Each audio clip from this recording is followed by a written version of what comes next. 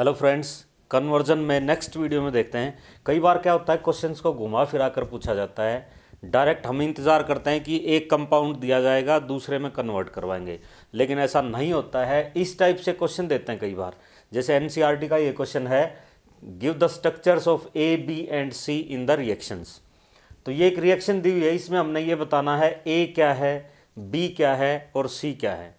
सबसे पहली गलती तो हम यहाँ पर क्या करेंगे, आंसर आएगा लेकिन आंसर देने का तरीका हमें नहीं आएगा, जिससे हमारे मार्क्स यहाँ कट होंगे।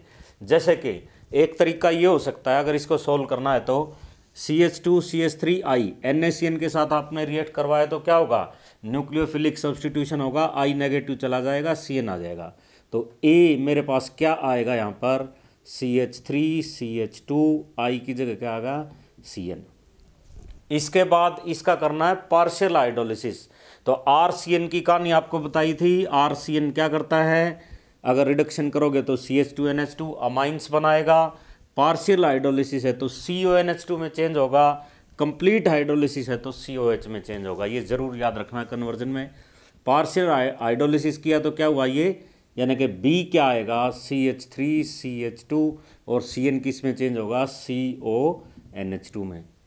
इसके बाद Br2NaOH, वैसे तो इसका स्टैंडर्ड का नाम क्या है, हॉफमैन ब्रोमोमाइड डिग्रेडेशन रिएक्शन, लेकिन आपने याद करने के लिए शॉर्टकट क्या बता रखा है, Br2NaOH या Br2KOH जहाँ भी होगा वो इस CO को खा जाता है। ये बात हमने रट लेनी है। तो इस CO को खिला दो इसको, तो C अपने पास क्या आएगा, CH3CH2NH2 ये आएगा। अब ये सॉल्यूशन ठीक है, लेकिन फिर भी एग्ज़ाम में आपके नंबर कट सकते हैं। वो कैसे, क्योंकि ये जब आपने पता कर लिया तो इसका आंसर आपने ऐसे देना है, in the above reaction A is ऐसे करके फिर CH3CH2CN मीन्स 1 2 3 कार्बन है तो प्रोपेन और नाइट्राइल, प्रोपेन या 1 प्रोपेन नाइट्राइल, इस तरह से। B इज, B क्या है, ये है CH3CH2CONH2 1 2 3 यानी कि propane 1 amide, and C is CH3CH2NH2। इनका नेम भी लिखना होता है साथ साथ में। यहाँ पर है 2 कार्बन तो इथेन अमीन। इस टाइप से आपने आंसर देना। इस टाइप के और 3-4 क्वेश्चंस करके देखते हैं जिसमें हमने बताना है A क्या है, B क्या है, C क्या है। नेक्स्ट देखते हैं। नेक्स्ट है C6H5N2Cl, CuCN के साथ ही ने रिएक्ट किया, A बनाया। इसका फिर H2O H पॉजिटिव, ये हाइड्रोलिसिस होता है। कुछ ना दिया हुआ हो, समझो कंप्लीट हाइड्रोलिसिस हो रहा है। इससे बना B, इसके साथ NH3 ने रिएक्ट करा और इससे बना C। अब जो है कैसे आपने आंसर करना है ये मैंने आपको बता ही दिया है। आप बिल्कुल ऐसा लिखेंगे, A इज उसका नाम, फिर B और C ऐसे करके लिखना है ताकि आपका कोई भी मार्क्स एग्जाम में कट ना हो। अब इसको मैं ऐसे भी लिख सकता हूँ, C6H5 ये है यानी कि N2Cl। CuCN से आपने रिएक्ट करवाया तो ये सेंड में रिएक्शन है। अगर यहाँ Cu2Cl2HCl होता तो क्लोरोबेंजीन बनता, वही बात है, सेंड में रिएक्शन में हमने पढ़ा है। तो ये जो ग्रुप है यहाँ से टूट के CN आना, यानी कि A क्या है, C6H5CN ये बनेगा। ये जो ग्रुप है यहाँ से टूटेगा, यानी कि रिप्लेस होता है N2Cl ग्रुप, ये बन गया अब साइनोबेंजीन।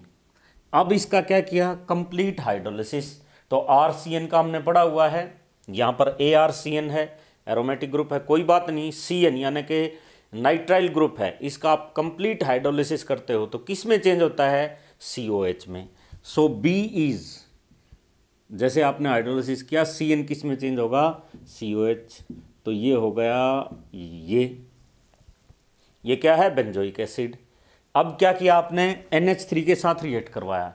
क्या करोगे, NH3 के साथ यहाँ से निकालो H2O को, तो क्या NH2 ये और CO ये, तो C क्या आएगा, C6H5CONH2 C आएगा, बेंजीनामाइड।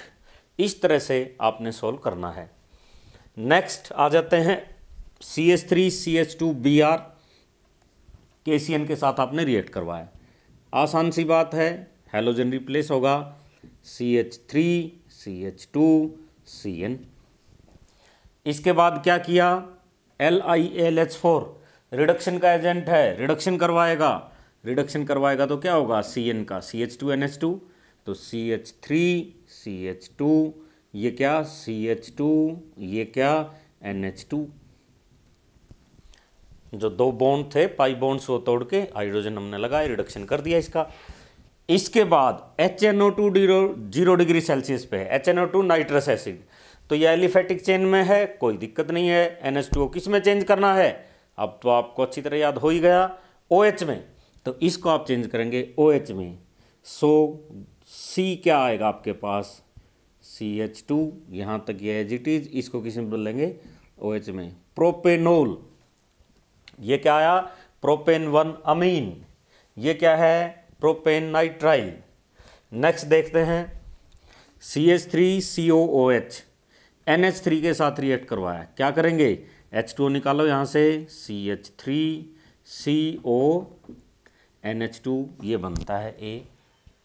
इसके बाद क्या किया, इसके बाद NaOBr, ये एक नई चीज़ दे दी, इसका नाम तो पहले नहीं आया था, कोई बात नहीं, एग्जाम में ऐसे ही खेल होते हैं। ये वही है Br2NaOH या Br2KOH, और वो क्या करता है, CO को खा जाता है, यहाँ भी खा जाएगा, तो B आपके पास क्या आएगा, CO को ख़त्म करेंगे आप, CH3NH2, ये आएगा।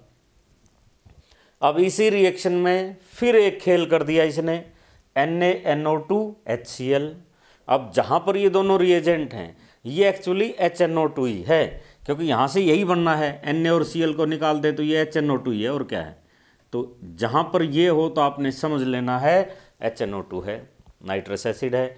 ये NH2O किस में बदलता है, OH में, तो आपके पास C क्या आएगा, CH3OH मिथेनॉल, ये क्या है, मिथेना अमीन, ये क्या है, इथेन अमाइड, 2 कार्बन, ये भी अंदर ही गिना जाता है, ये अमाइड है तो 2 कार्बन, तो इथेन अमाइड। इस टाइप से हमने करने हैं, और करते हैं अभी। नेक्स्ट देखते हैं क्या है, C6H5NO2, यानी कि ये है C6H5, इसके ऊपर क्या है, NO2, नाइट्रोबेंजीन है। FeHCl के साथ रिएक्ट करवाया, तो ये हमने पढ़ रखा है, Fe यानी कि आयरन स्क्रैप और HCl, ये अच्छा मेथड भी था एनिलीन तैयार करने का। क्यों, क्योंकि इसमें HCl आपको बहुत कम अमाउंट में लेना पड़ेगा, वो अपने आप तैयार होता रहता है। खैर यहाँ तो हम कन्वर्जन की बात कर रहे हैं, बात ये है Fe और HCl रिडक्शन के काम आते हैं, जैसे LiAlH4 है, जैसे NaBH4 है, जैसे Na इथेनॉल है, जैसे Ni या PtH2, ये सारे रिएजेंट क्या है, रिडक्शन के लिए हैं, तो ये भी है, और इस केस में ये सबसे अच्छा भी है। तो NO2 का जैसे ही आप रिडक्शन करेंगे तो वो बदलेगा NH2 में, मतलब A जो कंपाउंड है ये आपके पास क्या आया, एनिलीन आएगा। बेंजीन के ऊपर NH2, इसका नाम क्या है, एनिलीन। इसके बाद है ये एनिलीन है, NaNO2HCl 273 केल्विन, ये तो वही आ गया, डाईएजोटाइजेशन रिएक्शन है, आइस कोल्ड सॉल्यूशन में प्राइमरी एरोमेटिक अमीन है, डाईअजोनियम क्लोराइड बनेगा बेंजीन का, तो क्या होगा, यानी कि ये हैं, इन दोनों का मतलब ये HNO2 होता है, और हमने पढ़ रखा है HNO2 क्या करता है, रिंग पे अगर NH2 है तो उसको N2Cl में बदलता है, डाईअजोटाइजेशन रिएक्शन। तो B क्या है, यहाँ पे हो गया N2Cl। अब क्या किया, H2OH पॉजिटिव, इसका हाइड्रोलिसिस कर दिया, तो N2 को भेज दो, ठीक है, H2O में से HCl को भेज दो, OH बचेगा, तो C जो कंपाउंड है आपके पास वो क्या आएगा, OH। जब बेंजीन डाइअजोनियम क्लोराइड की इस तरह से आप हाइड्रोलिसिस वाटर के साथ रिएक्शन करेंगे तो आपके पास क्या आता है, फिनोल, तो कंपाउंड C आपके पास क्या है, फिनोल। इसके बाद नेक्स्ट C6H5NO2, ये है C6H5NO2, किसके साथ रिएक्ट करवाया, FeHCl, ये तो ऊपर वाला ही है, बहुत अच्छी बात है। इसका रिडक्शन करो तो A क्या है अपने पास, A ये है NH2, NO2 का रिडक्शन किया NH2 में आ गया। अब HNO2 और 273 केल्विन टेम्परेचर, तो ये तो वही तो बात है जो यहाँ थी, वो क्यों बात है, HNO2 लिखो या ये दोनों लिखो, काम तो एक ही करना इन्होंने। तो ये जो बी है इसका मतलब ये क्या है, ये है N2Cl बेंजीन डाइअज़ोनियम क्लोराइड। अब इसके साथ आपने रिएक्शन किसकी करवाई, C6H5 की। याद करो क्या था दोस्तों, कपलिंग रिएक्शन, बहुत इंपॉर्टेंट। मैंने बताया था ये पहली टॉप 5-6 रिएक्शंस में से है जो इंपॉर्टेंट है। कपलिंग रिएक्शन जिसमें एजोडाइज की फॉर्मेशन होती है, ये है N2Cl। इसके सामने आप फिनोल लेकर आए हैं, तो फिनोल क्या होता है, बेंजीन के ऊपर यानी कि फिनाइल ग्रुप है OH, इस तरफ आप रखेंगे।